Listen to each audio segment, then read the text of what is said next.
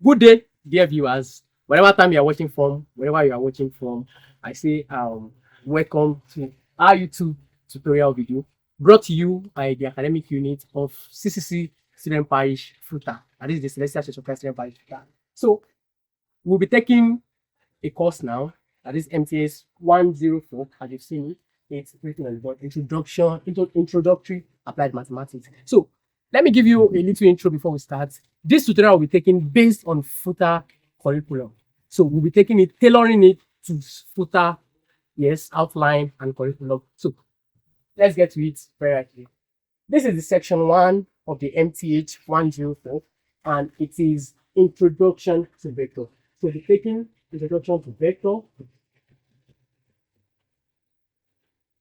So I need you to just take your time, take it slowly, one step at a time, then you're going to get it. So what is the vector? From secondary school, vector to be vector quantities are quantities that have direction and they have magnitude. Unlike scalar quantities that have only magnitude. That is, they have magnitude and you're telling them a direction to go. Scalar quantities might just be walk 3 meters, but vector quantity tells you walk 3 meters south, walk 3 meters north. The direction is being specified. So examples of vector quantities, as we all know, we have displacement. Displacement means the distance you travel in a particular direction. You have velocity. Velocity is a speed when you have a direction. You have acceleration. So those are examples of vector quantity. Then we'll be moving on to this. So we define the definition of vector quantities. We'll do the fourth. Okay. Then the examples under that as well. So if you check the MTH 104 tutorial manual as well, you will see all this there. So we'll only be doing the explanation to avoid boring you and taking too many of your time. Then let's move to the modulus of a vector. So let's go to the representation of the vector first. Vector is represented in the format IJK format, using the IJK component. So we have a vector A to be 3I plus 4J. But let's start from a little bit backward. If you have A equals to 3I, this is the vector quantity. We are representing the vector A. If you have 3I plus 4J, you could have 3I plus 4J plus 5K. So for your vector A, which is 3I, this is a one-dimensional vector. This is a two-dimensional vector. And this is a three-dimensional vector. Do we get that? That is, you're having 3 components, you're having 2 components, you're having a component. So what if I give you 2I plus 3K? How many dimensional vector is this? 2, right? We are wrong. It's still 3. Why? Because the J is having a 0J. You get that? So you have a 3-dimensional vector. Now let's go to the modulus of the vector. Now what does the modulus of the vector mean? The modulus of the vector is also called the magnitude or the length of the vector. It's simply put as the length of that vector. For instance, let me draw this graph diagrammatically on a graph. Let's say you have 3I plus 4J. It's basically saying you move 3, this is the I, this is the J. You move 3 units here, and you move 4 units here. So where do you land? You go, this is where you land. So what is the length of this vector that is represented by 3I plus 4J? So basically what you do is you are using a Pythagorean theorem, a Pythagoras theorem to get that length, that modulus, that is the diagonal. So you have square root of the A square plus the B square. So the modulus of a vector, actually represented by this sign, is the square root of the squares of the component of that vector. So if you look at the vector A, what is the modulus of A? You have it to be just 3 square, because it is just a one-dimensional vector. And the answer would be 3 squared is 9, square root of 9 gives you 3. You are looking for the magnitude or the modulus of B, and the square root of 3 squared plus 4 squared, which gives you a square root of 25, and that gives you 5. The same thing, square root of 3 squared plus 4 squared plus 5 squared. Since it is the length, it is a numerical value, that is, it has magnitude. You are not expected to put I or J because it's not a component of a vector. Do you understand?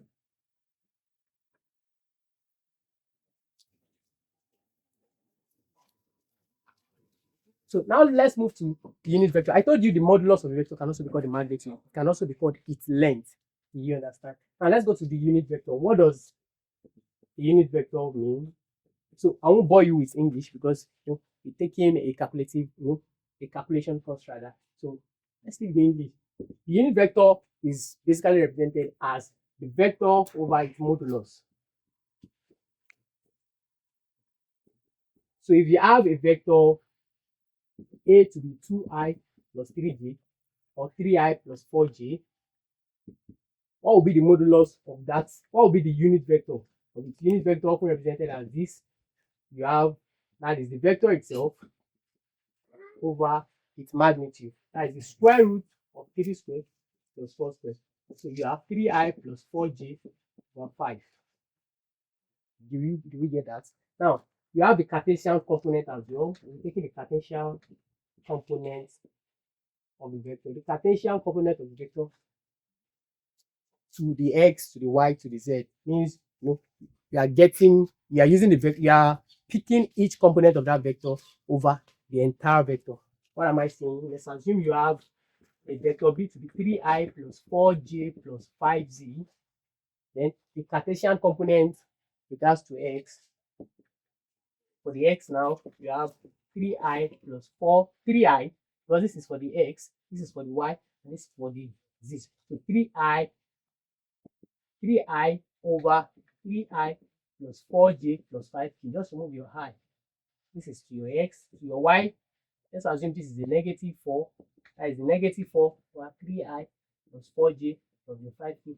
It's basically your unit vector, but you're taking it stepwise. You're taking the I first, respect to I, respect to j, respect to k. So that's for your Cartesian component to x, y, z. Then for your direction cosine,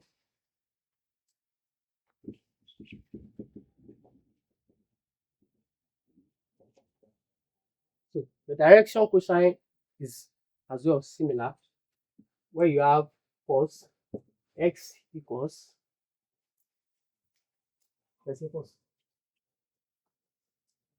cos alpha rather equals, just the way you wrote this for your x, 3 over square root. So the difference between your Cartesian component and your direction cosine is, in your direction cosine, you would be equating each over the modulus of your vector. So that is the x over the modulus of the vector itself. Let's assume the vector is b. Sorry, the modulus of b. So basically, you're having 3 over square root of 3 squared plus 4 squared plus 5 squared. So whatever it is, 3 over, let's say this is square root of 9 plus 16, 25, 25 plus 25, 50. So your cos theta, that will be your y, minus 4 over square root of 50. Cos gamma, that will be your 5 over square root of 50. That's your direction cosine. Then we have the addition and subtraction. Addition and subtraction of vector quantities. So basically, addition and subtraction in this sense is still the normal addition and subtraction we know, just that you collect like times. So if I have vector A, which is 2i plus 3j minus 5k, then vector B, which is 4i minus 6j, then vector C, which is 3i plus 2k. Then the question goes to us that what's the sum of, okay, let's pick this. So it means I'm to add A to twice B, then subtract twice of C from A. So that is 3 times of C. So what is A? 2i plus 3j minus 5k plus 2b, 4i minus 6j. If you take that first before taking this, so let's assume I'm taking A plus 2b first. So I have 2i plus 3j minus 5k plus 2, now what's b? 4i minus 6 equals to 2i plus 3j minus 5k plus 8i. Plus times negative. Whenever you want to open brackets, you have to work with the sign, because if it is negative here, it will definitely change. But I believe to that. On the level now. So minus 12j, that gives you 2i plus 8i, 10i plus 3j minus 12j. That is, I have 3, I'm moving 12, when I pay the 3, there's still a deficit of 9. Then minus 5k stays alone. Then the answer of this minus 3c, so I have 10i minus 9j minus 5k minus 3, then my c, 3i plus 2k. So I should have 10i minus 9j minus 5k minus 9i minus 6k. And I should have 10i minus 9i, that is I, that is a single I left, minus 9j, there is no other term of j, so that is the minus 9j, minus 5k minus 6k. I'm moving 5, I'm moving 6, that's a deficit of 11k.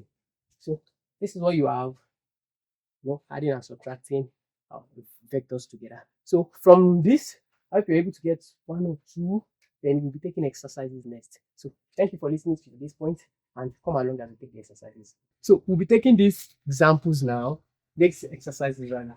So we have if OE, OF, OG. I know we didn't talk about this right now, so we're going to talk about it now. When I was giving us examples of vector, it was just a single vector A, B, C. So what if we have OE, if we have OF, OG? How do we combine this to get it? I'll explain using an analytical method, but then I'll do a shortcut again. That's what we students like. So OE means you have from O to point E, you see, direction, OE. Vector works with direction. Then you have OF.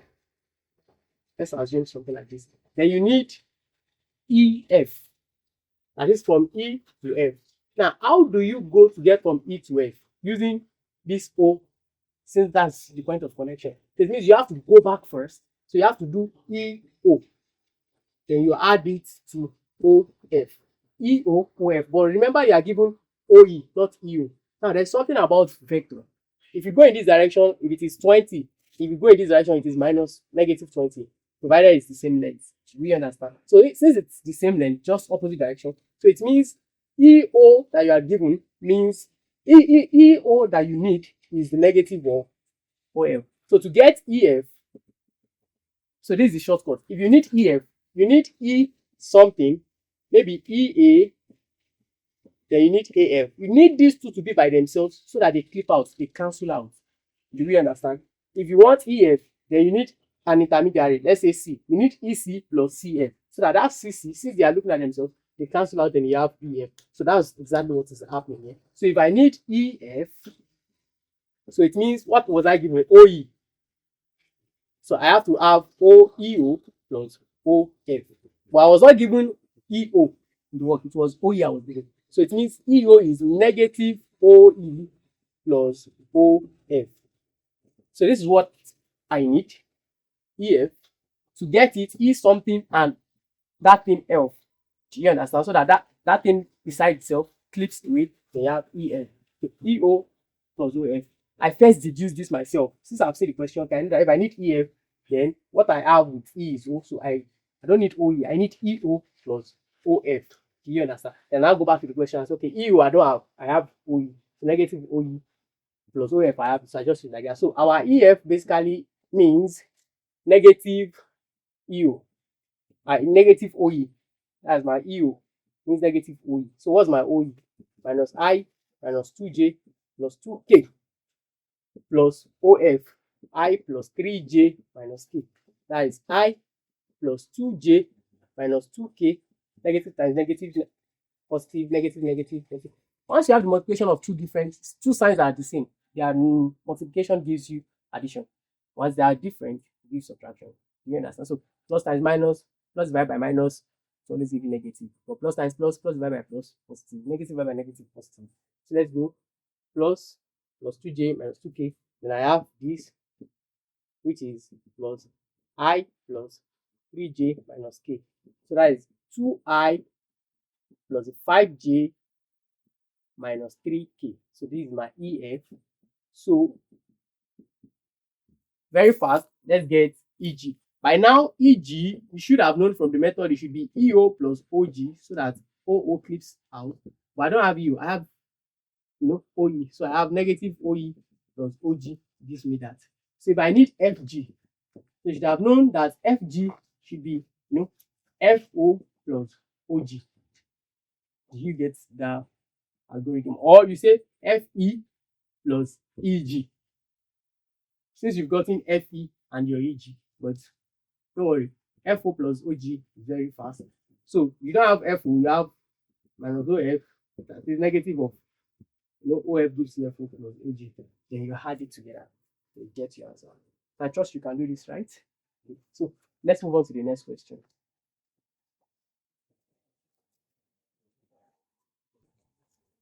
Okay, so now the question says I have 2 BC, I have CD, I have 5 BE, and I need BE.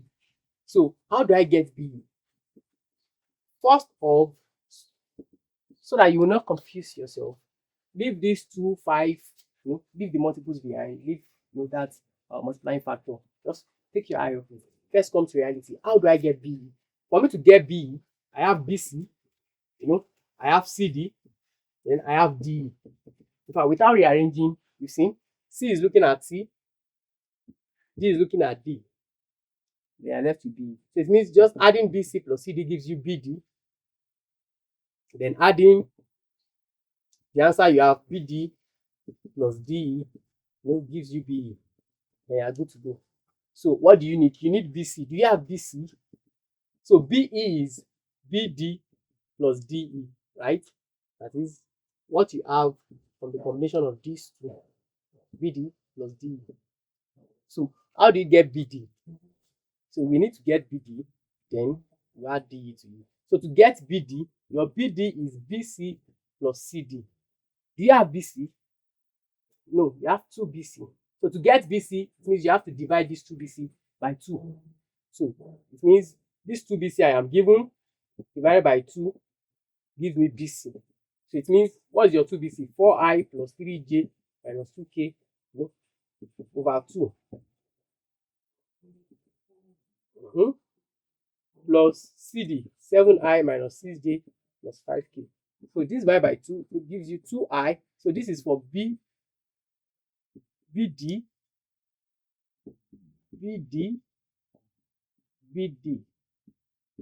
So 2 in 4, 2. 2 in 3, that is 1.5, but no, leave it as a fraction. 2 in 2, then plus 7I minus 6J plus 5K. This should be in bracket. The reason why nothing is happening to it is because the sign is positive. If it is negative, you could have multiplied through and change the sign. So 2I plus 7I, now I plus 3 over 2J minus 6J. So that's we have a plus 3 over 2 minus the 6 over 1. LCM 2. 2 into 1, 1 multiplied by plus 3, 3, that's the plus 3. 1 into 2 times 6, that's negative 12. Then I have a minus 9 over 2. So that should be your J. Negative 9 over 2J. Negative K plus 5K. Tapping 1K, I'm left with 4. So plus 4K. So after getting your BD, now we are done with this part. This is your BD now. You need to add your BD to your DE. But we're not given DE, we're given 5DE. So you should know that BE now should be your BD plus DE, which is BD plus your 5DE over 5. And dividing it by 5 to have DE. So you should have BD should be 9I minus 9 over 2J plus 4K plus 1 over 5. That is 2I plus 3J plus 4K. Then you should have 9I minus 9 over 2J plus 4K plus 2 over 5I plus 3 over 5J plus 4 over 5K. Again, notice there is a positive sign here which doesn't affect it while we play. So 9 over. So let's do this up here. So we have 9 BE is 9I plus 2 over 5I minus 9 over 2J plus 3 over 5J plus 4K plus 4 over 5K. So BE equals to 47 over 5I. You know I did this, just LCM, right? Okay. Then minus 9 over that is minus 5 plus 6. That is minus 39 over 10 J. Then you have plus 24 over 5 joule. So this should be your B. Then the last question.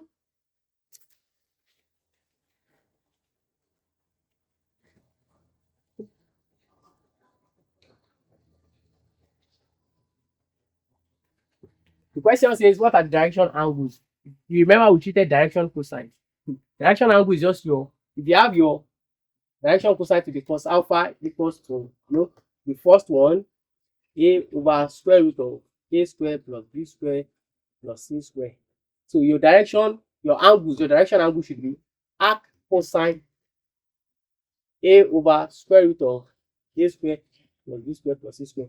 So it means your direction, yes, for beta, the direction angle for beta should be arc cos b over. So let's go. What is a? Our a is square root of 3. Then the modulus, which is square root. A is square root of 3 square. I hope you're not confused. The reason why it looks like this is because the question is given in root format. And we are still going to do for the square. You can go back to, you can take the video back to where we spoke about direction. So this is A. Normally the question would have just been 3i, but since it's square root 3, that's your A plus B. Your B is 5. See? 5 square plus your C is negative root 4. So it has to be in brackets later. Negative root 4 square equals to square root of 3 over square root 3 square is still 3. That is square root 9. Then that's 3 plus 25 plus square root of 4 is still 4. Minus times minus root 4 times a minus root 4. Minus times minus plus root 4 with 16, and that's 4. It gives you 4. That is square root 3 over, that is 29 to 32. 32. So you can leave it as square root 3 over root of 32 is 4 times 8 gives you 16 times 2. That is 4 root 2. Then you can go on to rationalize it. This is your answer. You can go on to rationalize it and say, okay, times root 2 times root 2. Then you have a root 6 over 4 root 4, which eventually gives you a root 6 over 4 times 2, 8. So for your direction cosine, sorry, we've forgotten our direction cosine here. Our arc cos here. So our arc cos, the same thing, arc cosine here. So the final answer will be for alpha arc cosine square root 6 over 8. You can go on to look for it using your calculator. So for beta, you should have 5 over square root of 32. This you should have minus square root 4 over square root of 32. You can go on to rationalize. So there are still examples and exercises in the manual, some of which were solved there. But I believe with the knowledge on this now, carefully look at it, should be able to do many of, if not all, self. So thank you for your time. Thank you for listening. God bless.